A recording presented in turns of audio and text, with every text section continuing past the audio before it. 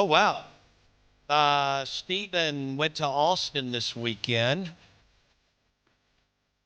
Let's see, what does he have to say? Bo, I went to Austin, Texas this weekend. It's amazing how little Texas knows about all the new teams they're playing. Before the game, I was standing by the new basketball arena when Ole Miss missed the field goal. There was a roar across the campus. The guy next to me said, "So Mississippi State folks don't like Ole Miss." I said, "Yeah, it's a pretty heated rivalry." Yeah, I mean, it's top 3 or 4 in the country. I've said that. People don't realize what has happened with the rivalry the last, especially since it moved back to the two campuses, 1991. So we'll just, 33 years. Yeah, it's big. Small state. The two teams have won a lot. The SEC has grown. We've come a long way. We're much more refined and polished than we were. And there's a lot going on. And hell yeah, this crew wants to win. I mean, football, basketball, baseball, women's basketball, tennis, golf, it does not matter. And also had some pretty iconic moments. Sure they have over the years. I mean, you're talking about big football games, basketball shots at the end, walk-offs in baseball, left and right. And it's not going, by the way, it's not like it's going to simmer down. That's not going to happen. It's not. We are the Out of Bounds Show, ESPN 1059 The Zone. That's funny, Stephen, though. Thanks for sharing.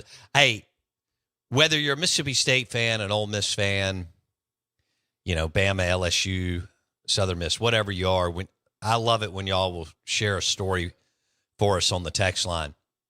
And that was a good one right there. And I hope you had a great time in Austin. I've got to get out there for sure. I need to do a show from a really cool, whiskey cigar bar. And do it out on the lake. Do it on Lake Travis. Yeah. That's the move. That's the move. Absolutely. Yeah, it's incredible. That I don't think that's hard. No. I think we can figure that out. There's family out there. Plenty of it. Yeah. You got family out there? Big time. Okay. Yeah. The people that I've found. The people that you just decided were family, or they're really family? Well, they are, but I did decide it was a long lost grandmother. My mother was adopted. They found it. She found a sister. Okay. Yeah. Okay. Pretty wild. Yeah, that's 55 years into her life. Yeah. Really? 28 into mine, 27 into mine, something like that. Yeah. But they live out there on Lake Travis. Oh, that's awesome. Yeah, it was smart of them to not let me know that. Well, why don't we go bust up in there? Well, that's fine.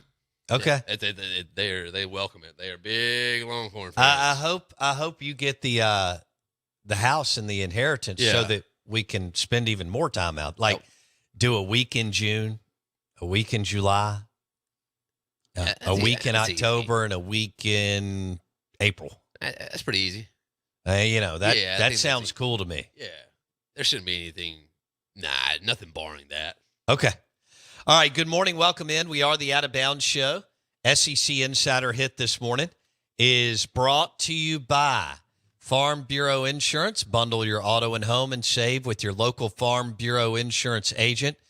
The big news and game over the weekend was the fact that Ole Miss lost at home to Kentucky as a 2-touchdown plus favorite. And we were there on Thursday. Of course, they've done what they were supposed to do as far as money. They've spent a fortune, invested a fortune in this team. And it's interesting. Walker Jones joined us on Thursday live. We replayed the interview on Friday. But he was talking about how much respect he had for the Florida State guy. And he said, what I found is, he said they did everything they're supposed to do. They won big last year. Nobody's fault that their quarterback went down. I mean, they ran the table. Right. So they did what they were supposed to do. And then he said, and then this year they invest all the millions and millions and millions of dollars in their roster to try to run it back. And they lose out of the gate. and then they lose again. And you saw what happened on freaking Saturday. Luganville was calling that game. Yeah. Okay. And they let SMU run them out of the stadium 42-16. Here's my point. Walker said this, and it really resonated with us because I wasn't expecting Ole Miss to lose this weekend. And, I mean, like, you could tell with him because, I mean, Charlie Winfield and Walker Jones have bags under their eyes. They've worked their blank off for you. And they've aged. I know them both. I've known them for a long, long time. Long time. I'm talking 30-plus years. I've known both of them. But one thing that resonated with me and the other guys in Finch and Kelly in Oxford on Thursday was when Walker said, and he was very transparent. Yeah. He said, you're one Saturday away from things going sideways. Now, is Ole Miss in the same boat as Florida State? No, that's not what I'm saying. And Ole Miss has a quarterback, and they're going to win more games. Florida State can't even. I'm not sure if they could beat, Salami Tech.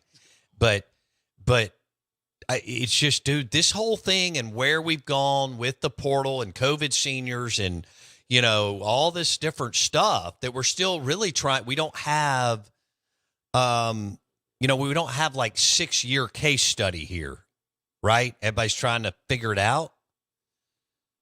And Ole Miss got tattooed by a team that's, I mean, they're a nice team, but they're not a team you get hot and bothered about. No. I mean, game day doesn't talk about Kentucky football. Now, do they have an excellent defensive coordinator? The dude's name is Brad White. He went to Wake Forest.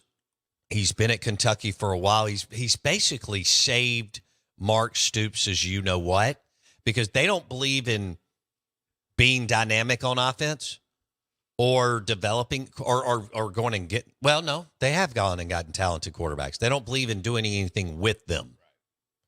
Okay. And, Vandergriff is a solid QB. But I tell you what, Mark Stoops had stones, didn't he, on that fourth down call?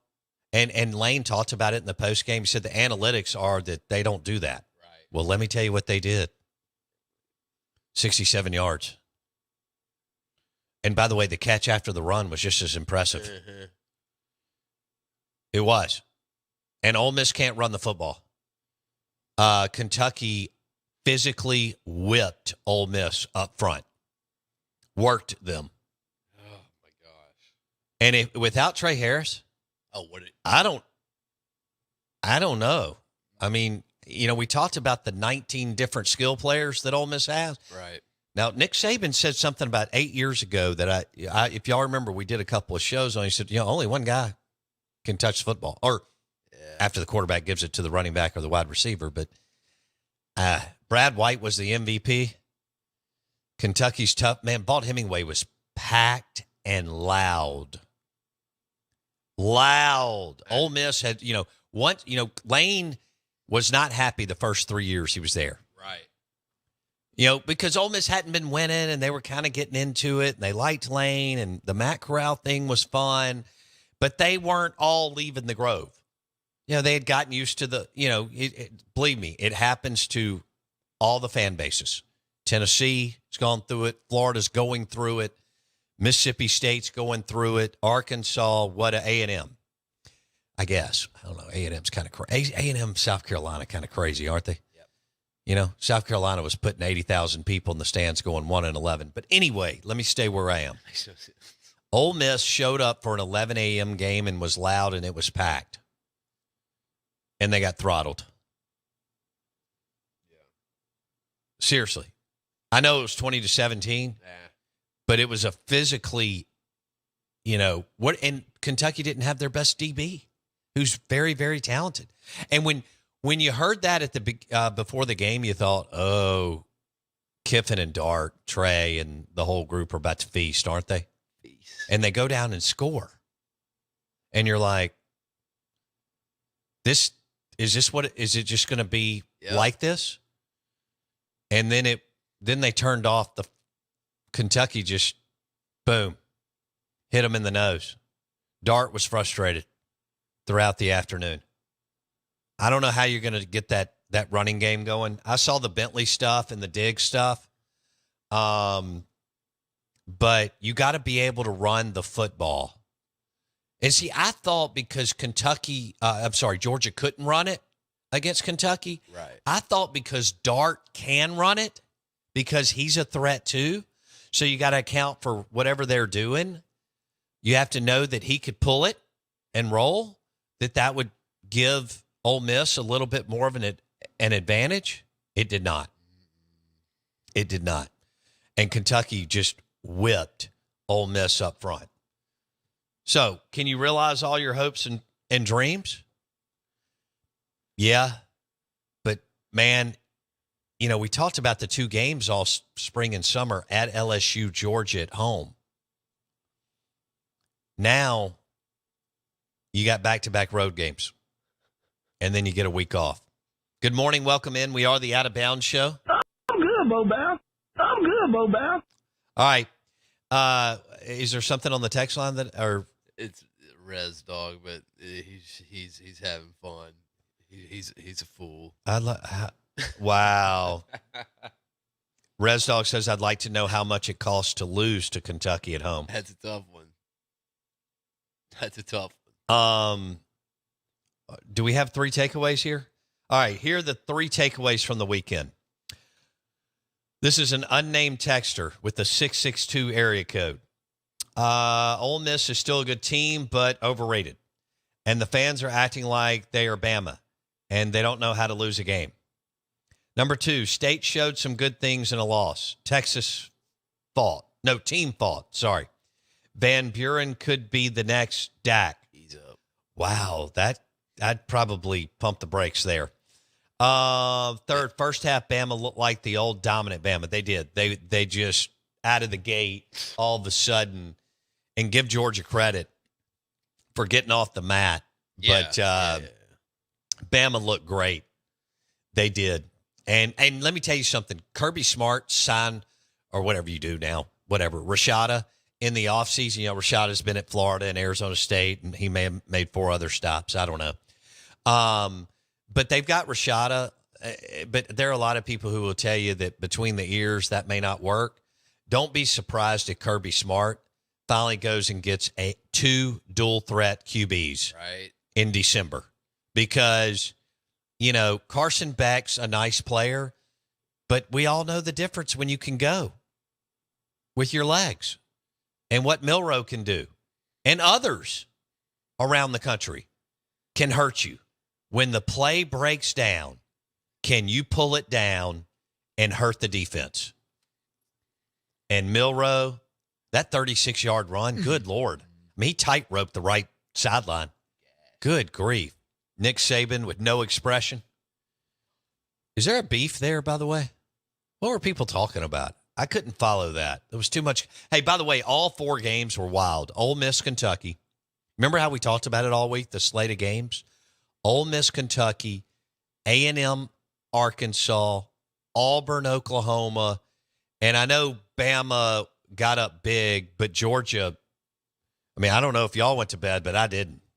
I stayed in the recliner with the cigar and watched it all the way through. Jackson, what's up, buddy? Your updated Heisman odds are wild. Okay, tell me. All right, 1, can Quinn Ewers get back in it? And 2, is it Milroe and then Cam Ward? It's Milroe and Cam Ward. Okay. And then is Shador back in the game after the Central but Florida? You're in the right spot. Travis Hunter? It's Travis Hunter. Okay. At 3. They smoked Central Florida. Saban thought that Central Florida would be able to run the ball on Colorado. Go ahead. Some guy from Boise State. I'm going to assume it's the quarterback. Yeah. They won again. Dylan Gabriel at Oregon. Okay. The quarterback at Tennessee, whose name I can't say. Nico? Yeah. Amalava, whatever his name is. He and Dart are tied at plus 1,800 on the odds. Where did they fall? At 4th or 5th? About 5th. Okay. Ewers rounds out the end at plus 2,000. That's the best bet in the world. Yeah, watch out, though. If Quinn's going to come back, not this week because they're off. Right. But next week for the big rivalry game against Oklahoma, be careful. Texas isn't close to what they are. I mean, Arch is a nice player right now. He'll get better. Sure. But Quinn's the real deal. And so watch out when he comes back in 2 weeks. Plus 2,000. Oblique. I've never messed up my oblique. That sounds I don't want to either. Incredibly painful. Yeah. That's probably your best value bet. Plus 2,000. Okay. $100 win, $2,000. That'll be all right. Okay. Hugh Freeze, go ahead. Milrow at plus 210.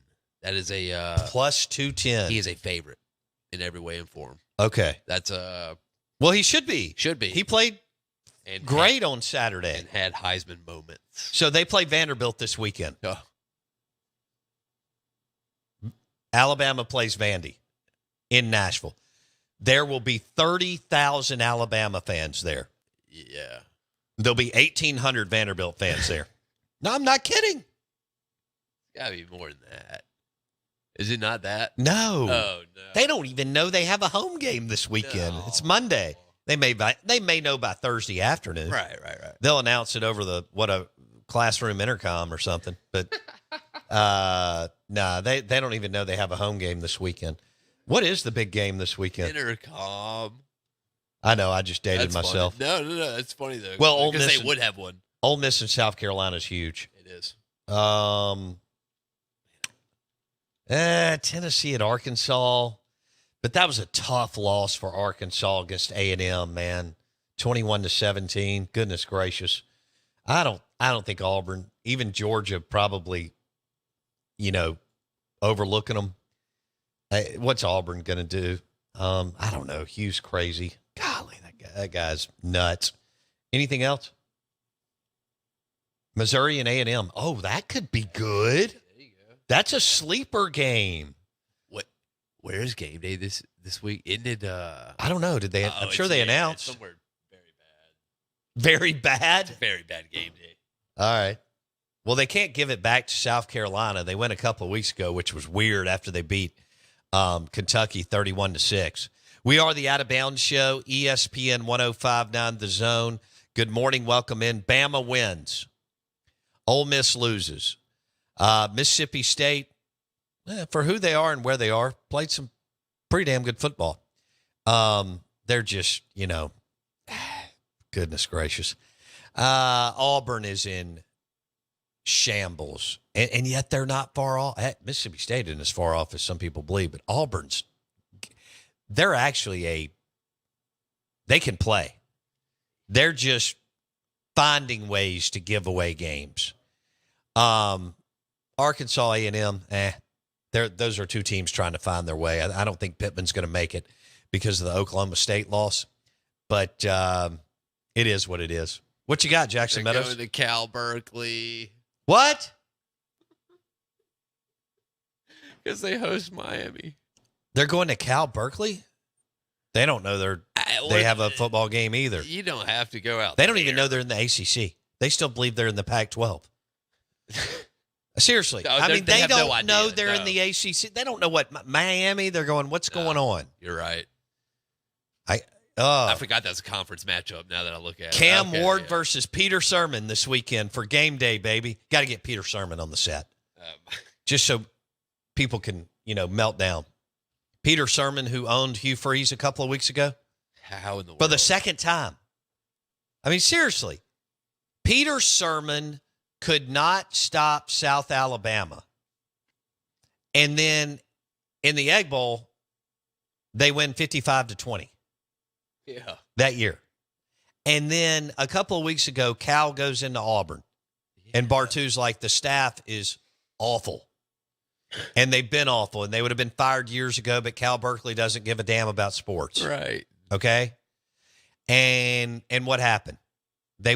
He owned Hugh Freeze again. What is the deal with Peter Sermon and Hugh Freeze? Weird. I'm going to have to ask somebody. Got him game. I mean, I know Dan Mullen threatened his life that week because Dan thought he was in jeopardy of losing his job. Right. Well, not really, but he knew he had lost back-to-back Golden Eggs, and he knew he needed a W. But good hell, what is the deal with Peter Sermon's Hugh Freeze's kryptonite? I don't know. Stole his playbook, man. Stole his play. That's right. He did steal his playbook. Wait, that did happen, right? No. We are the Out of Are you Bounds sure? Show, ESPN 105.9 The Zone. Where does Ole Miss go from here? The AgUp.com text line, 601-885-3776. Will you start hearing must win at lunch and in the neighborhood Ooh. and at dinner? Must win games, back-to-back road games against the Gamecocks and the LSU Tigers. We're live in the BankPlus Studio. Hour number 2 of the show coming up next.